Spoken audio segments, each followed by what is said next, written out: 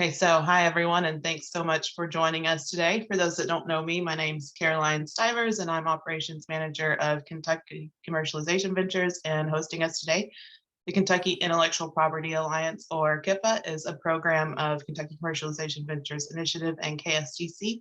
The mission of KYIPA is to foster an effective ecosystem and marketplace to facilitate the creation, protection, and advancement of IP in Kentucky by serving as a connecting organization for statewide companies, organizations, and innovators. If you're interested in learning more, you can find more information along with the form to join as a member for free on KYIPA.org. I also want to give a big thanks to all of our executive advisory committee that are on with us today, who have provided incredible guidance and support since KYIPA's formation. So a big thank you to them for joining.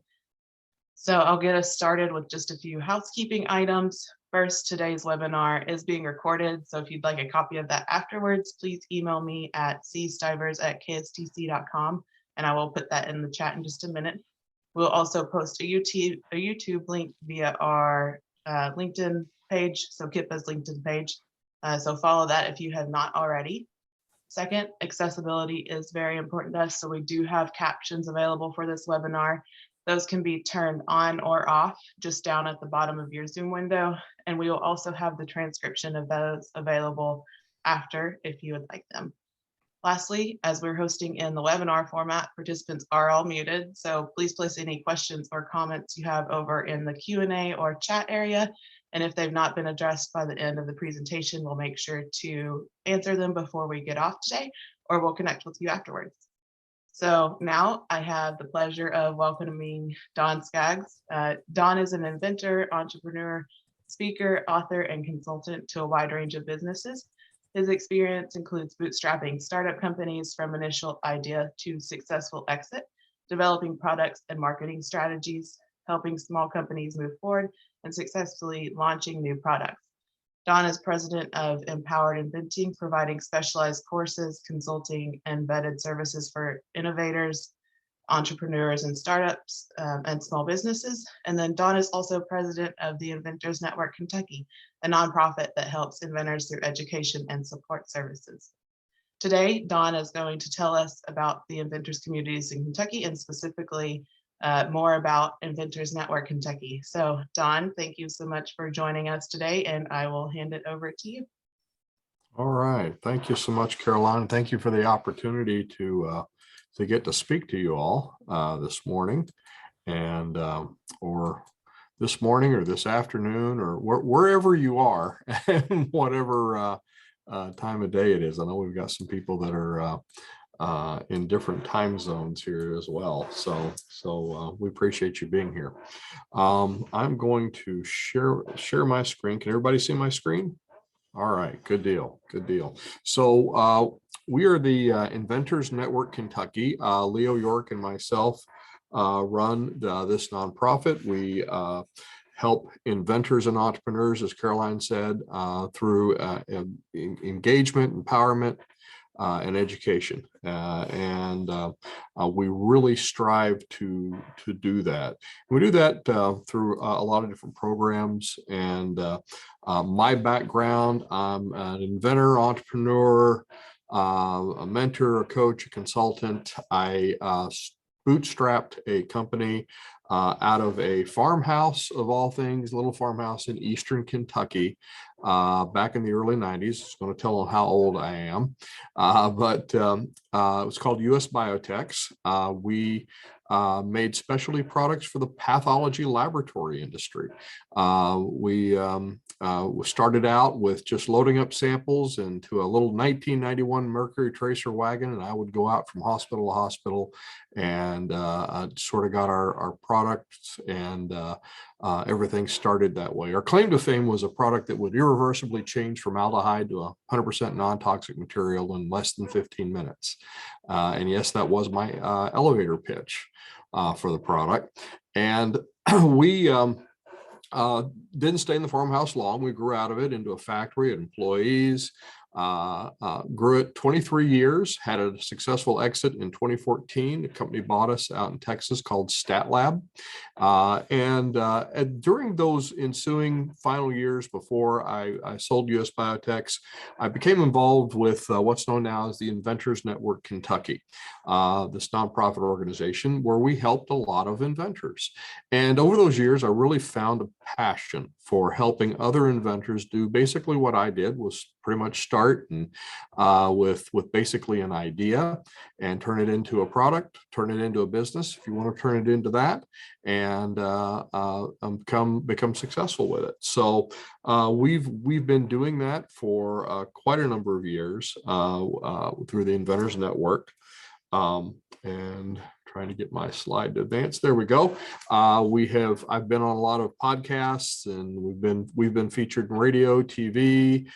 We have a semi-annual event every few years called InventorCon that I'm going to talk about a little bit more about in a few minutes that we do. It was a virtual conference last year, and I'll talk to you about that. Now, I'm telling you what we do. Let me tell you how we do it. We have what we call open meetings. They're the first Tuesday of every month. And a lot of those have been in person until the pandemic struck. And with that, we've moved online. We've actually found, I like to say, we've ripped the silver lining out of the dark cloud of COVID.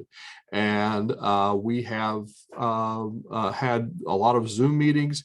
We actually had an online version of our meeting that we still do. We're having one actually tonight at 6:30. You're welcome to join us for. But we kept that meeting, and but we also now have the Zoom on the other. Well, I'm sure we're going to come back to in person probably very soon, and when we do, the Zoom will come with us. So if can't travel to Lexington, Kentucky, where we historically held our in-person meetings, then you can always join us via Zoom. So we have those meetings, and those are two of the three meetings that we do every month. Now, we have a lot of different speakers with our meetings that will cover every area, not just IP, not just protecting your idea, because that's really just a small part of the whole process of taking your idea and turning it into something real, like a product or a business. So, and I like to say, and if you've listened to me or if you've heard me before, you probably hear me say this a lot. We like to help other people by taking your great idea, the right opportunity, mix that with sound wisdom so you can turn them into real things like products and businesses that actually make money. A couple of fun things we do every year, and I've got them up here on the slide. We do something called Kickstarter Pass or Fail, which is a fun thing that we do. We kind of did it in the sort of the lull months. I thought, well, okay, this will be filler in case we don't have a whole lot of people show up because it's 4th of July or because it's, over the holidays in December or January. And actually, they ended up turning into a thing. They've become popular. We've been asked to do them in different places now. Kickstarter Pass or Fail is a lot of fun. We'll take these Kickstarter projects that have been done, and we'll present the project. We'll play the video. If you're not familiar with what Kickstarter is, it's a way to kind of take your idea and, okay, you've got everything mapped out, and you raise money. You kind of get pre-orders for it, really, and you raise the money to be able to produce and sell them. And so we show these videos, and everybody gets to vote at the end. Do you think they actually got their funding, or do you think that they failed and did not get their funding and all bets were off? And everybody gets to vote, and we find out, and it's just a lot of fun. It's a great learning tool, but it's also very, very, very entertaining as well.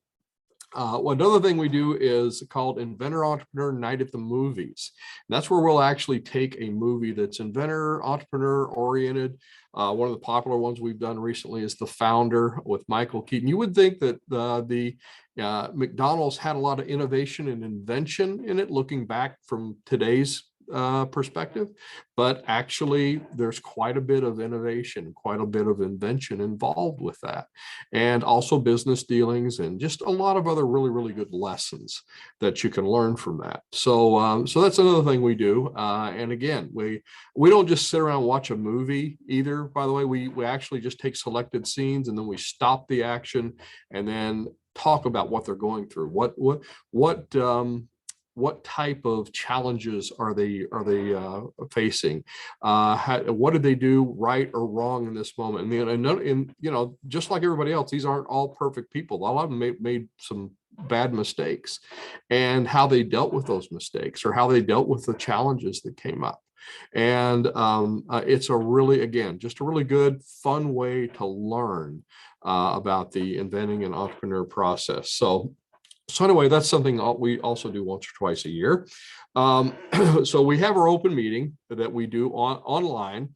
And we have the one we're having tonight, the second open meeting, if you will, that we have, we're doing a new series called how-to walkthroughs.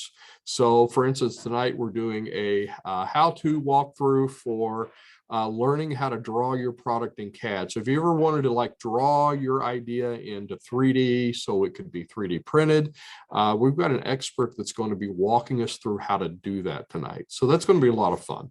And again, just a great way to learn. So those have kind of become that second meeting of the month. Now you're probably wondering, what's the third thing we do every month? Well, that's our Inventor Entrepreneur Workshop. And that is a very, very different animal than the other meetings that we have. The other meetings we have usually a speaker, an expert in a field. We learn some things, we network, we have some fun. Workshops are a completely different animal. Workshops are members only. You have to become a member to join us for the workshop. And we all work under a closed non-disclosure agreement. So whatever we talk about there, whatever happens in that meeting stays in that meeting. You're not publicly disclosing, and it's a safe place for inventors and entrepreneurs to talk about their idea. So basically we go around the room, we introduce everybody, then we go around the room again, and everybody gets a chance to talk about, this is what I have, this is where I'm at, this is where I'm stuck. And instead of getting one person's idea or thoughts or opinion, you get an entire room full of people. It turns into a brainstorming session on steroids, really. And the energy in the room is literally palpable. And you have to have been at one to know what I'm talking about. But if you have been to one, you do know what I'm talking about. The energy in the room is very high, and it's pretty amazing. And what you walk out of there with, you get to keep and use to move forward with your idea. So it's all online right now. Originally, it was all on site. It'll be a hybrid thing in the future when we go back inside. So anyway, that's the third, and it's always on the second Tuesday of the month, by the way. So I mentioned InventorCon, what we did last year, and we'll be doing again probably sometime in the upcoming months. InventorCon was a 3-day, it was all virtual. We used to do these all in-house. We used to pack out a large building downtown in Lexington for this. And then when we brought it back during COVID, and we brought it back virtually, and we actually broke every record we had. And we had literally people from all over that joined us for that. It was a 3-day conference. We had over 30 speakers, 30 experts in the inventing entrepreneur industry. Some really high-level people we could not have flown in. So that just kind of made it an advantage that something we were able to take advantage of that really, really helped a lot of people. And now the cool thing about that is you can access those now through, it's actually, the event has its own website. It's inventorcon.com. And you can get on-demand access. So you can actually get access to these sessions, all of these 30 speakers. And we had some amazing people. We had some just next level TED Talk kind of stuff that you normally don't get in a lot of finding a lot of other places on the internet. So anyway, that's our website, and KYInventors.org. So you can like sign up and join us for any of our meetings. Some of them, especially recently, have been free, or you can just join us. You don't have to be a member to join us at the open meetings. Sometimes there's a little door fee, but it's usually pretty low, just to get you in. Leo, did you have? And just a heads up to everybody, in case you missed the chat, normally this does have a fee. It's normally $12, but if you enter Mountain all caps, you can get into this one for free. Yeah, fantastic. I'm glad. I completely forgot about that. I appreciate that. So you can get into that. Also, there's anyone here from, I know we've got a lot of Kentucky people here. If there's anyone here from Eastern Kentucky, just let us know in the chat. We've got some special programs that we're doing. We have a new Invent Appalachia initiative. So we've got a lot of kind of special perks for people in the Appalachia region right now through this program. So reach out to us, let us know. We would love to engage with you and see how we could help you. So, all right, we've also got something called Empowered Inventing Academy, and these are online courses you can take. They're very specific. They're deep dives into a lot of different areas of the inventing process. Everything from Kickstarter to do I have a good idea or not, how to get started, protecting your idea, and you can check all those out, of course, at empoweredinventing.com. You can also take a free inventor assessment there as well. So you just have to click on that. You'll also want to follow us on social media. We're KY Inventors in most of the usual suspects: Twitter, Facebook, LinkedIn. However, on YouTube, you want to look up Empowered Inventing TV or Empowered Inventing on YouTube. And we have a YouTube channel that has got, I think, over 250 videos on it now. And it's my favorite price. It's free to watch these. And we cover a lot of different projects or subjects and projects as well. But we have a new one that comes out every Friday at noon, which means today's Friday at about 12 o'clock. You'll find a new one on there, and they're usually pretty interesting. This is one we featured recently. Your patent does not come with a force field. A lot of people end up thinking that, oh, if I just get that patent, nothing bad will ever happen to me ever again. And we talk about that. We talk about kind of the thinking behind that and how to have a good strategy about protecting your idea. So with that, I do want to talk just a little bit. And Leo, if I come up for air here and you want to jump in anywhere, just let me know. But I do want to ask a question. I want to throw out a question to everybody, and that is, what kind of inventor are you? Because we'll see a lot of different kinds of people. Everybody's a little different in their approach to things and their experiences of things. And we've seen a lot of different types of inventors, and they've had a lot of different approaches. And sometimes those approaches are based on assumptions that they make that they might find in the end is not going to work out for them too well. So I want to talk to you about three different kinds of inventors that we've talked to, and then I'm going to talk about some other things. But what kind of inventor are you? Are you what I would call a toss the keys inventor? And when I say toss the keys, it's like, okay, I've got this great idea. I wrote it down on this napkin sketch, and now I've just got to hand it to the right person, and they're going to give me $1 million, or I'm going to hand it to somebody, and they're going to like do everything for me. I actually have had inventors approach me before, says, Don, got this great idea. Now, all you have to do is all the work, and I've got the idea here, and we'll just split it 50-50. And that's not the way it works. But unfortunately, what happens to a lot of these toss the key inventors is that you will you'll toss the keys and you're actually what's called managing by abdication. You're just throwing it all, throwing the keys, your wallet and everything else to somebody else to do it for you that's not going to care about it like you are. And if you do that blindly, you usually end up losing a lot of money, and you usually will succumb to people like this. And this is what we call in the industry inventor scam companies. Now, unfortunately, inventor scam companies do not look like this guy. I wish they did, but they don't. But what you want to stay away from the inventor scam companies. They're those companies that'll pop up on the first 2 or 3 Google searches because they have spent the most money in Google advertising, because they've got a lot of money, because they took a lot of your all's money. And unfortunately, we've seen the FTC has closed some down.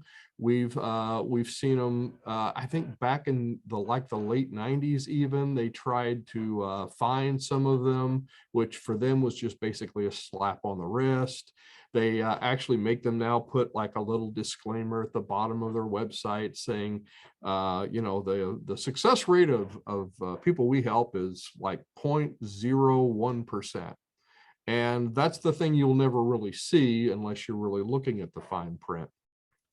But what I like to do is point not at who they are, but what they do. And what they usually do is they will they'll say, oh, just send for our free kit, and they'll hire nationally known spokespeople. They'll advertise relentlessly on TV and radio. They'll look very, very legit on their websites, and they won't look like this guy, like I said, but they'll want you to send for their free kit, and we're going to evaluate your invention, and they'll come back to you and they will tell you your invention is great. Oh yeah, they're going to really, really kind of push that whole ego thing. And they're going to say, well, now somebody might steal this, so what they do, and what you'll notice that a lot of these scam companies will do, is they will play on your greed and your fear. And they'll say things like, well, now all we need is $5,000 to get started, and we're gonna set you up with some people we can license this to, and we're gonna do all these different things for you. We'll make a patent for you. And what I see in the end is companies that will provide next to, it won't be it'll be just legitimate enough to where they can't get in trouble, but it will be essentially worthless in the marketplace. Sometimes they'll do a marketing study, which is basically a big 3-ring binder full of Google searches. I've seen people get charged $5 grand, 10 grand for that.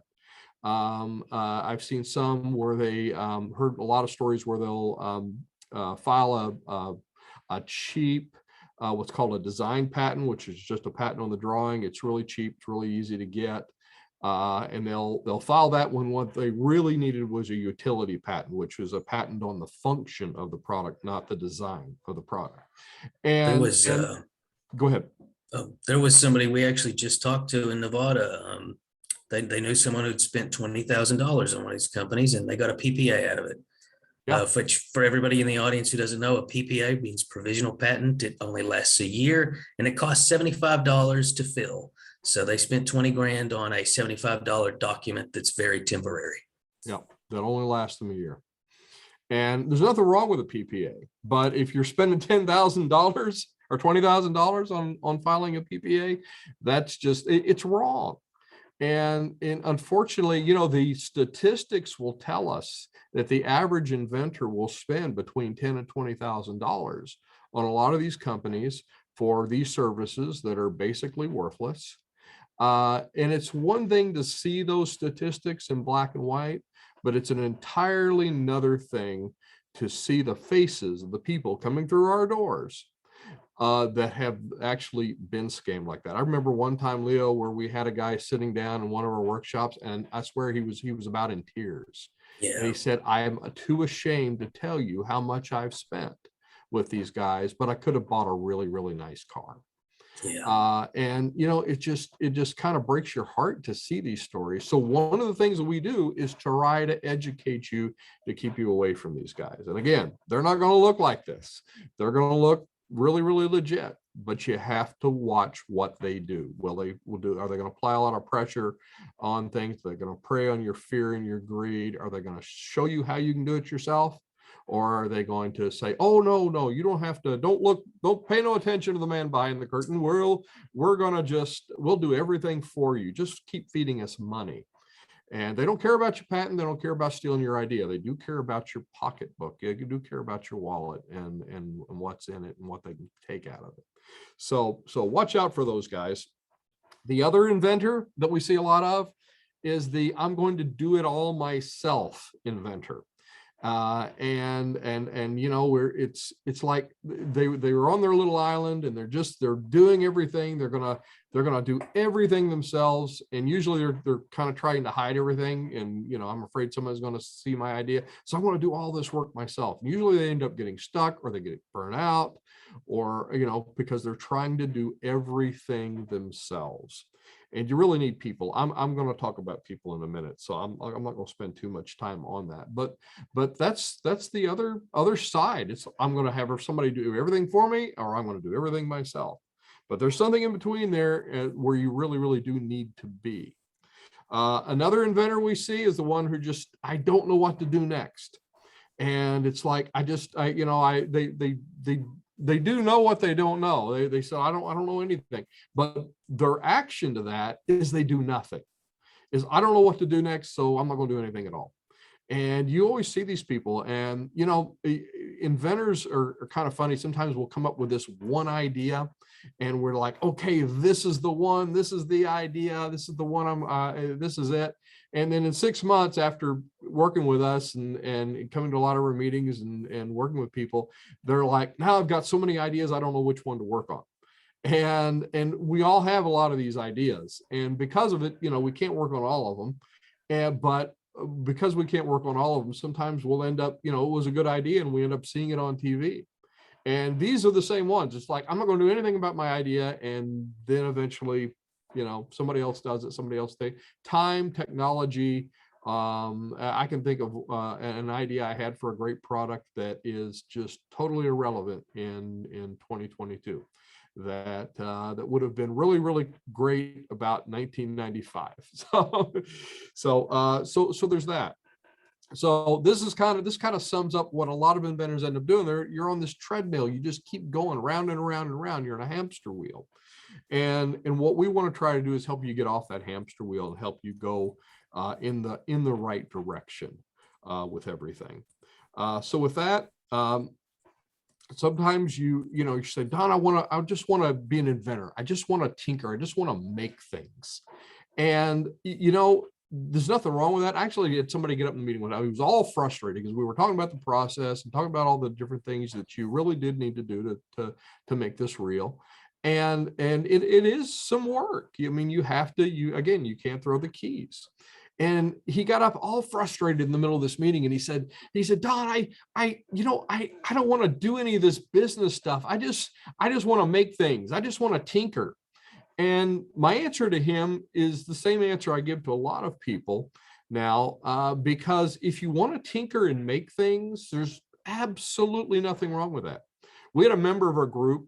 He's since passed away. His name was George.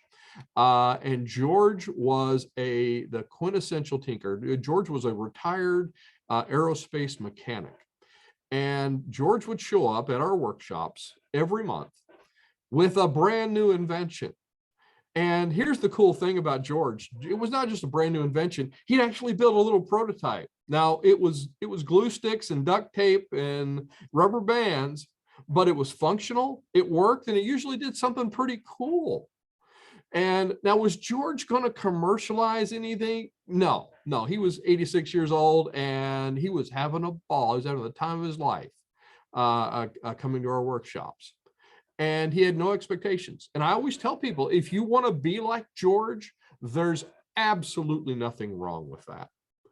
However, if during any time of the process of your idea, the thought process, the life of you engaging with, hey, I got this great idea.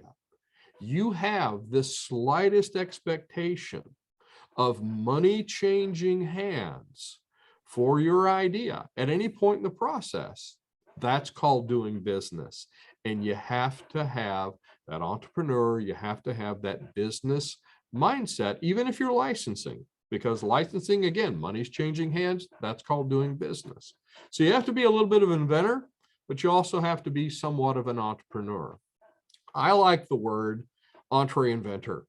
And you're a little bit country, you're a little bit rock and roll. You've got to combine those two things. And again, if you don't want to be a full-blown inventor, you don't have to be, but you have to understand it enough to be able to engage with those people who are good at that. So we've also got this thing called idea steps, where we kind of walk you through the process. And again, you can get these are available at empoweredinventing.com. You can get them for free. Just ask for them. But you'll notice rushing out to get a patent is not step one, and it's not step one for a reason. Now, it is an important step, and it's important to protect yourself, and it's important to have a good strategy.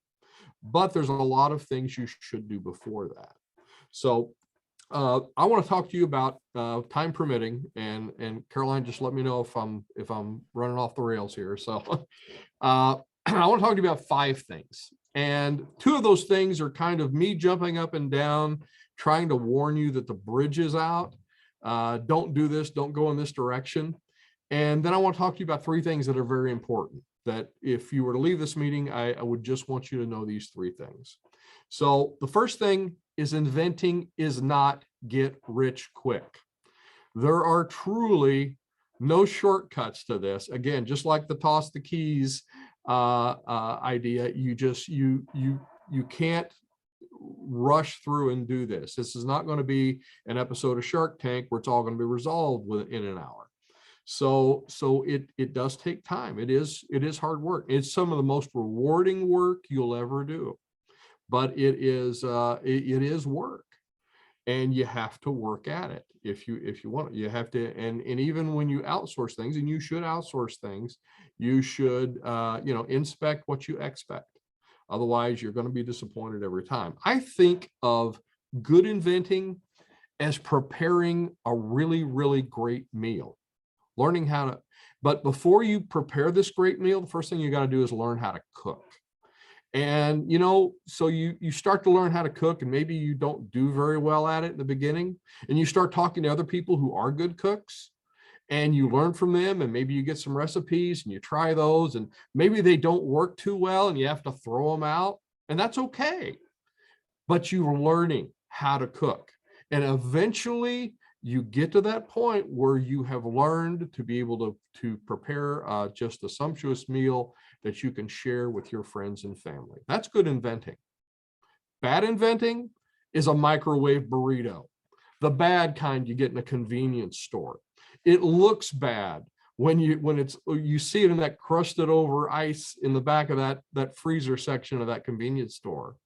It smells bad when it's cooking in that nasty microwave in the back of the convenience store. It tastes bad when you eat it, but you eat it anyway. Why? Because you're in a hurry and you're not thinking through what you're doing. And in both cases of a microwave burrito and bad inventing, at the end of it, you are sick to your stomach and full of remorse. Why? Because you did not take the time to learn how to do it right. It's not get rich quick. Another thing, a patent is not an end all of successful inventing. And I see this so many times, is the first thing inventors that'll come to us will want to do that. Oh, Don, Leo, I've got to hurry and get this patent. Somebody's going to steal this. I can just feel it. And the first thing they want to do is rush to the attorney and get that patent. Here, I've got my napkin sketch. Just make me a patent. And by the way, they'll do that. If you give an attorney a napkin sketch and enough information and enough money, they'll make you a patent. That's what they do. Nothing wrong with that. It's like going to the grocery store and buying bananas. You can go to the grocery store and they'll give you a big cart and you can fill it full of bananas. And if you go to the checkout counter, they will sell you every banana in that cart. Now, will the most of those bananas go rotten before you can eat them? Yeah. So a lot of people think though, oh, if I just get that patent, it's all gonna be amazing. I got a patent issued a few years ago, and my wife went to work the next day and was just talking to her coworkers, and she just casually mentioned, yeah, my husband got awarded a patent yesterday. And when she told me this story, she said the look on their faces was priceless. It was like they were awestruck, and their mouths dropped open. And they looked at her and they said, well, you're going to be rich. And of course, she laughed when they said that. And she came home and told me, and I laughed because we both knew what apparently they and a lot of other people just don't know. And that is, a patent does not mean instant millionaire. It only gives you a right to sue people, by the way, that also cost money, if they infringe on you. So it's just property rights is all it is. Now, again, there's a good strategy to go about that. There's a good lean strategy you should follow. We teach that, but it's not step one. It's not the first thing you run out and get. You can spend up all your money on getting a patent and then say, okay, well, let's see if anybody really wants to buy one of these or not. And then you're sorely disappointed, and you're out of money, by the way, because then you can't spend money on the other things you need for all the other parts of the process. So keep that in mind. Does not mean instant millionaire. It's an important piece of the puzzle, but it's a piece of a much larger puzzle. So now that I've told you two things to avoid, let me tell you three things that I think are very important for inventors and entrepreneurs. And the first one is people. People are important for inventors and entrepreneurs. No successful inventor I've ever met has worked in total isolation. This is why being involved with an inventor group like ours is very important. You get around other people, you learn from other people, and you do it right. And a lot of times inventors are like, they just kind of want to hide their invention. They don't want to show it to anybody, and they get real paranoid about it. And and if you think about it, they almost kind of want to cradle it like a baby. And if you think about it, that sort of makes sense. We gave birth to the idea. We kind of have that parental instinct a little bit with our invention, our idea for a product or a business. And we kind of hold it close to us. And we say, well, I'm afraid somebody's going to steal this. What we're really saying a lot of times is, I'm afraid somebody's going to say something critical or wrong, or that, and they might get around other people and they might say, well, what if you change the packaging on this, or if you change this part over here, don't you think more people might want to buy it? And well, what if you did that? And all of a sudden we have this instinct to cradle it and kind of hold it back and hold it close to ourselves and say, well, don't say anything bad about my baby. My baby's not ugly. My baby's perfect. And you see, that's the problem. Because if you treat your idea like it's a baby, it's going to behave like a baby. But the day that you decide that you are going to stop treating your idea like a baby and start treating it like a product, that's the day it begins to behave like a product. And unlike babies cost money. I don't care if it's diapers or college tuition, babies cost money. But when it becomes a product, it stops. It gives you the opportunity to make money instead of spending your money. So you really have to think about how you're treating your idea. So people are very important. The second thing is wisdom. Wisdom is vitally important for inventors and entrepreneurs. There's an old proverb that says, wisdom is more valuable than gold.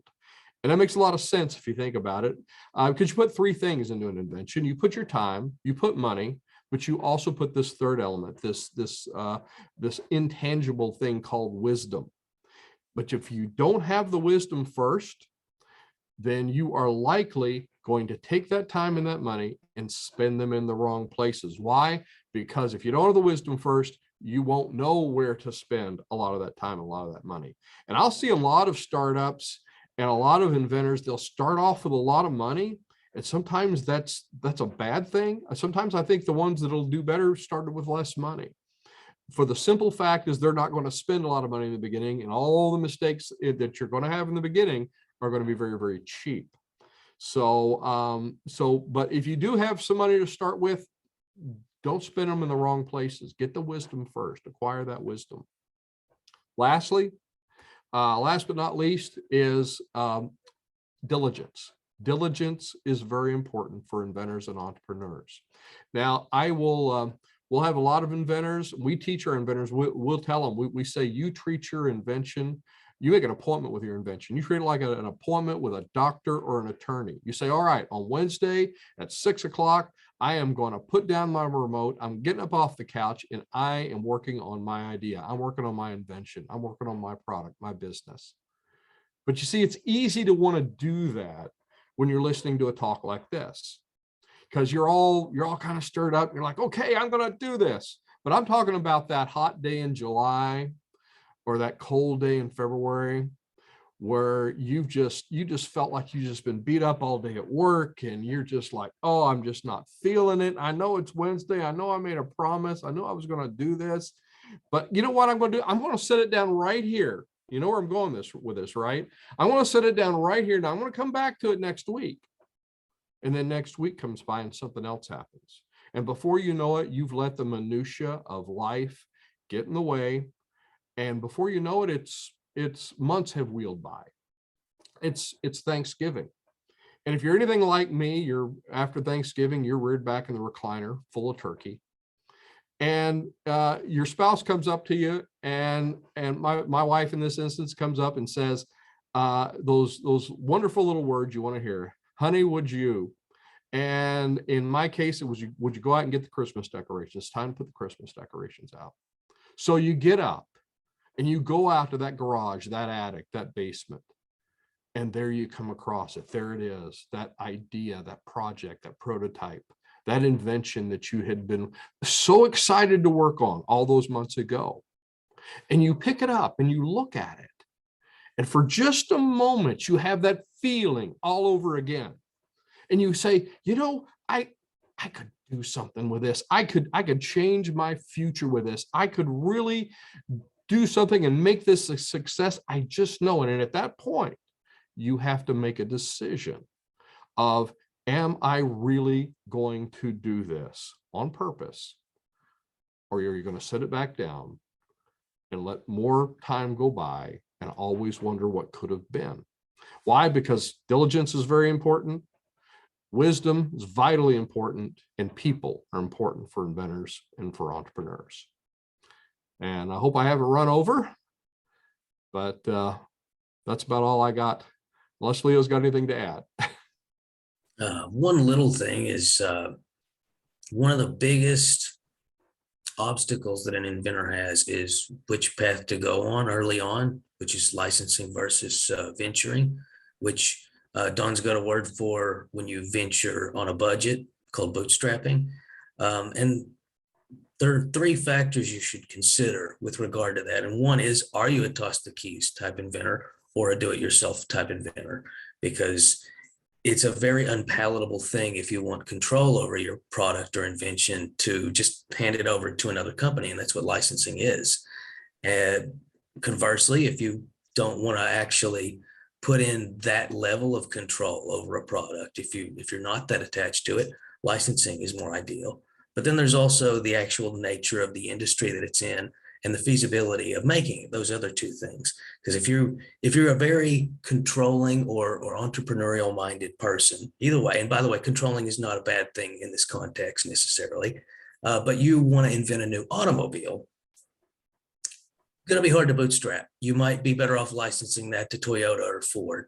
So those are things that you should carefully consider, because it's usually the very next step. You know, the first question you have is, can I monetize this idea? And then the second question should be something along the lines of, what's the best means of monetizing this idea? Should I present this to other companies, or should I start a business centered around it?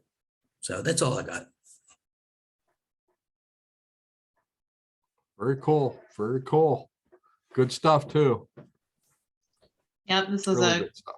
great presentation. Thank you all so much. Okay, so if we have any questions, you all can feel free to either type them in the chat or just let me know, and I can actually allow you to be unmuted if you prefer to ask them out loud.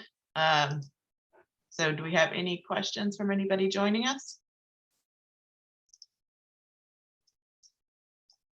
I think Leo answered the one I had about kind of the different initial directions to go in. That's I think that's often a big debate that inventors have internally, is if they want to try and push it as far as they can by themselves or find a partner. Good deal. And there is a hybrid approach. There are people who do that halfway. They'll go to trade shows, or they'll make products and start selling it themselves, and then when it gets to a point, they'll sell it. That works with a lot of people, and a lot of the most dramatic success stories sometimes come from that hybrid approach of starting a business, but then ultimately licensing it to a larger entity. Yep. I think we do have a question from Monique. I see coming in first. So she asked, how do you think we can engage young inventors across the Commonwealth? Is the inventors community welcoming of beginners? That's a great question. Yeah. Very welcoming of beginners. And I personally, I think a good place to start would be colleges, particularly trade schools as well, but community colleges, any place where younger people are. And then the second big issue, and this is just my 2 cents, but the second big issue is just attempting to break the cultural stereotype that an inventor is somebody with a wrench and sprockets in their garage. I always think of the old guy from Fraggle Rock. He's got the little dog named Sprocket, but somebody who tinkers with physical things, which there are absolutely inventors who do, but like a college student who's working on an app is also an inventor.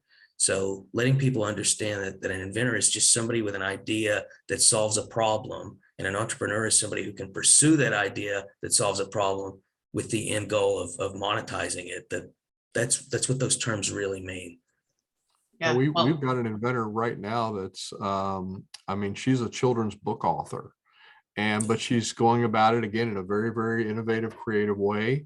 And in our book, she's just as much as an inventor as the guy working on the hardware product in his garage. Yeah.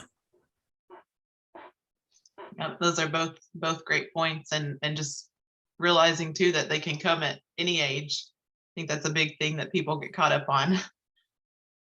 Okay, so then one from Stanley. He's asking, how do I vet anyone helping with a Kickstarter campaign start?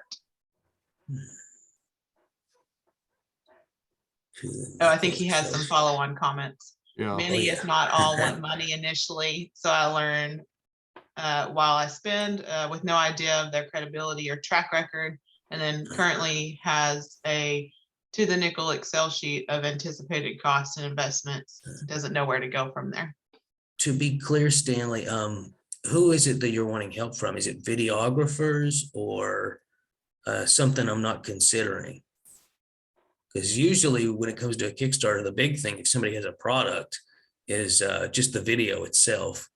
And if that is the case, my recommendation would be either finding a local videographer, which does cost a bit, or in an editor. Sometimes it's one and the same.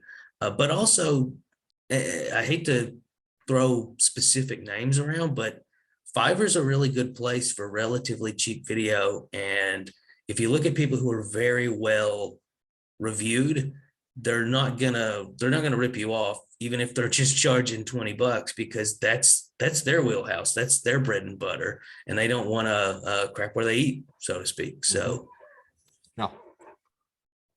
Performance. Well, we know somebody, and you're part of our group, so we'll just tell you who to talk to on that. Yeah. We'll get you and Kelly hooked up, and you guys can chat. Oh yeah. Yeah, and to that point, the first thing I thought of is, you want to get around, you want to get real close to the people that you're involved with in your inventor group. And if you start talking to people that have done it, have been there. And again, I mean, Leo practically had this figured out with Kelly. You know, if you're talking to somebody who's done it, been there, done that, they've made the mistakes, you're standing on their shoulders, and you really get to learn a lot and not make their mistakes. And, oh, I did this, here's a good place you can go, and yeah, it's probably going to cost you this, but I had good results from it. That kind of thing. But again, it kind of goes back to people. I mean, it was a real simple talk, but it's very, very true. People are important. And then we have one from Celeste. She says, thanks again. So any advice on how to keep going when things are tough and you feel lonely as an inventor? That's a great question. You know, I'll have so many inventors that, and you can kind of tell, even if they're not saying it out loud, but sometimes they'll even say it out loud. Don, I want to make $1 million. And if they're motivated by the money, they think that's going to really motivate them. But that is not what gets you through the tough times. If you're motivated solely by money, it is not going to carry you through. Believe it or not, you might think it will, but it's not.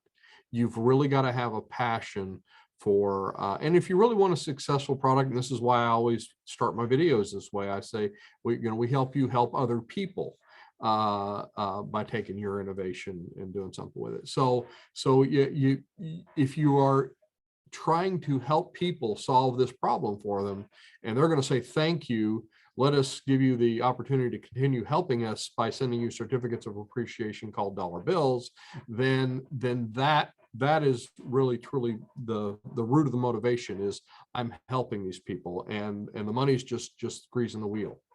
I think that attitude will carry you through. I've seen inventors and entrepreneurs give up, and a lot of times they've mostly been motivated by, well, I want to retire. I want to, this is my retirement, or I want this to do this monetarily for me.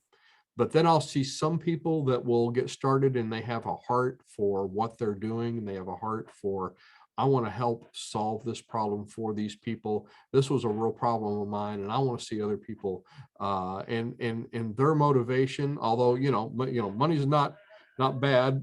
Money's not bad nor good. It's a brick. You can throw it through a window or build a hospital with it, and you have to just look at it as I'm helping people, and money is just a piece of that. But that will get you through. I've seen the ones that are successful that ride the rapids. And again, we're all going to have tough times. There's always going to be some rough thing, and it's always going to come out of nowhere, and you're never going to know where it's going to come from usually.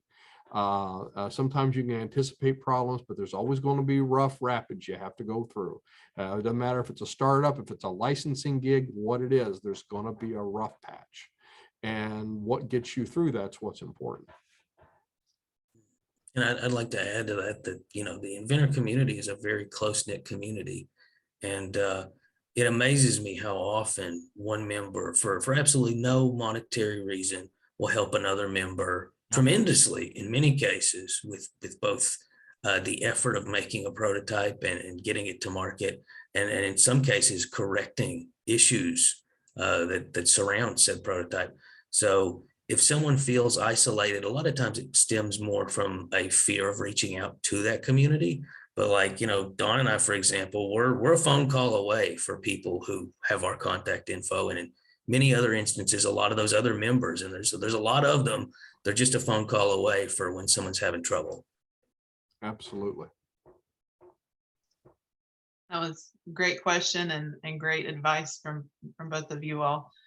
I think that's all the questions I see for now. If we have any last ones roll in, we can get those. But I did want to say thank you all again for joining us today. It's been a great presentation and discussion with the questions.